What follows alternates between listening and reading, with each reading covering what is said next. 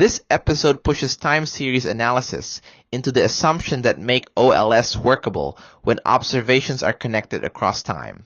The big ideas are stationarity, weak dependence, and the more flexible exogeneity conditions that dynamic models need.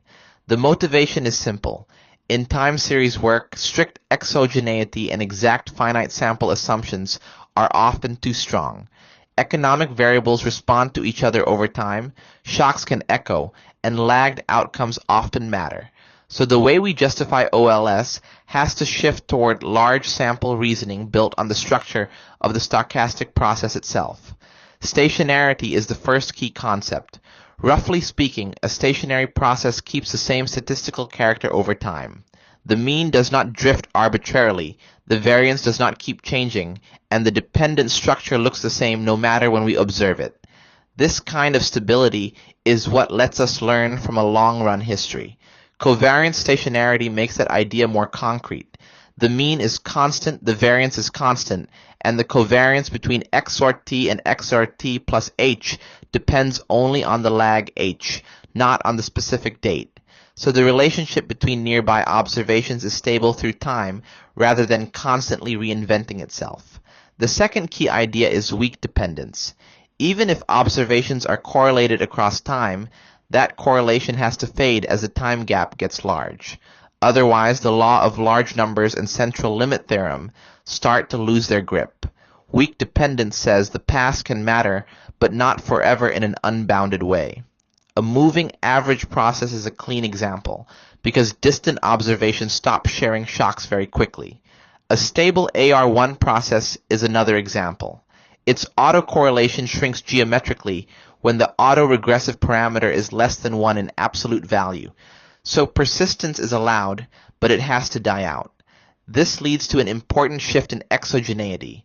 In many time series models, contemporaneous exogeneity is enough for consistency. That means exogeneity must be uncorrelated with UT in the same period. This is much weaker than strict exogeneity, which would force regressors in all periods to be unrelated to errors in all periods. That stronger requirement rules out a lot of realistic feedback. Lag-dependent variables are the classic example. In a model where yt depends on yt minus 1, strict exogeneity fails, because current y contains the current error term, and later becomes a regressor. But under contemporaneous exogeneity, OLS can still be consistent. This is one of the reasons time series econometrics needs its own logic instead of just recycling cross-sectional assumptions. Once we combine stationarity, weak dependence, no perfect collinearity, and contemporaneous exogeneity, OLS is consistent in these settings. Add homoskedasticity and no serial correlation of the errors, and the usual standard errors and test statistics become asymptotically valid. So OLS survives, but on a different foundation. The main lesson is that time series econometrics works by controlling the behavior of the process over time. Stationarity keeps the environment stable. Weak dependence makes long-run averaging possible. Contemporaneous exogeneity gives a realistic route to consistency. And all of that together lets OLS remain useful even in dynamic settings that would look impossible under stricter cross-sectional assumptions.